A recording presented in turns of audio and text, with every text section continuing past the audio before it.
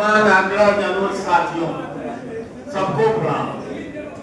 हम मेरठ आए हैं और मेरठ अपनी मिठास के लिए जाना जाता है। निश्चित रूप से इनका गुण और इनकी चुनी पूरे भारतवर्ष में फैली हुई है, लेकिन क्रांति की अलग जगाने के लिए भी मेरठ जाना जाता है। और 1857 की क्रांति यही मेरठ से जगी थी और आज फिर एक क्रांति जगने की बात हो रही है। और यह अधिवक्ताओं की क्रांति है जो मेरे बार एसोसिएशन के सौजन्य से इस महासम्मेलन में जग रही है। लेकिन जगेगी क्या, ये लड़ाई होनी क्या है?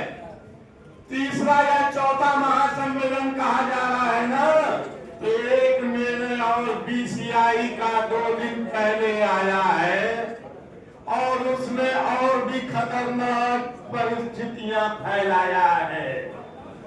बीसीआई ने एक रूल बनाया 2 दिन पहले और कहा कि जो लॉ फर्म्स है, सीनियर एडवोकेट्स है, अपने जूनियर को 20,000 रुपया मासिक स्टाइपेंड देंगे।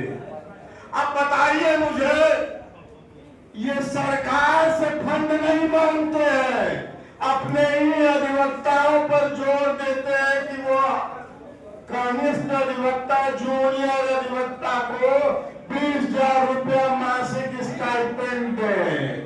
तो जिला न्यायालय में सीनियर एडवोकेट डिजिग्नेट होता है क्या? तो जिला न्यायालयों में तो सीनियर एडवोकेट विधान तो होता ही नहीं है, तो जिला न्यायालयों के जूनियरों को स्टाइपेंड नहीं मिलेगा। और जो हाई कोर्ट में डेजिग्नेटेड सीनियर एडवोकेट होते हैं वो भी अधिकृत रूप से अगर अपना जूनियर नहीं घोषित करेंगे तो स्टाइपेंड मिलेगा क्या? तो जो लड़ाई बीसीआई को सेंट्रल को सरकार से या अन्य विधिक माध्यमों से धनराशि की करनी चाहिए थी, वो उन्होंने डाल दिया सीनियर एडवोकेट्स पर और एक झुंझुना थमाया है, धोखा दिया है।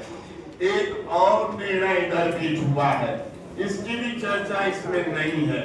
वह हुआ है लीगल प्रैक्टिशनर्स एक्ट संशोधित करके डिलीट कर दिया गया 1885 का। उसी के आधार पे वकील मुख्तार और टाउट्स हुआ करते थे।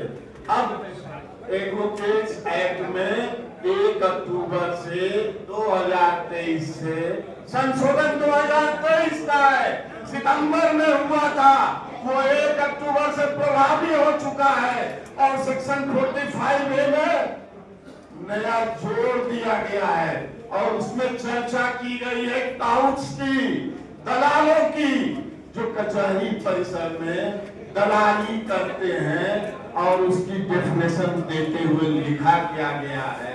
खतरा कहां पे उत्पन्न होता है? एनी पर्सन, जब एनी पर्सन आप लिखते हैं और जुडिशियल फंक्शनिंग में वो डीलिंग करता है अधिवक्ताओं के साथ या न्यायिक प्रक्रिया में, तो वो टाउट कहा जाएगा। ये आज के एडवोकेट्स एक्ट का सेक्शन 45A बता रहा है। तो ये टाउट की लिस्ट बनाएंगे डिस्ट्रिक्ट जज कचहरी परिसर में, न्यायालय परिसर में, कलेक्ट्रेट परिसर में जिलाधिकारी बनाएंगे, एसडीएम बनाएंगे तहसील के अंदर। उसका परिणाम क्या होगा? उसका परिणाम क्या होगा? कब कौन टाउट बना दिया जाएगा, ये खतरा समझिए। अभी तो आप कंटेम्प्ट से लड़ रहे हैं, ये भयानक परिस्थिति है। और भाई साहब ने समय की सीमा दिया है, बड़ी अच्छी बात है, लेकिन मैं नई बात कहने के लिए उद्यत था, तो ठीक है, समय का पालन करना ही चाहिए। मंच का निर्देश है, लेकिन 2 बातें और जोड़।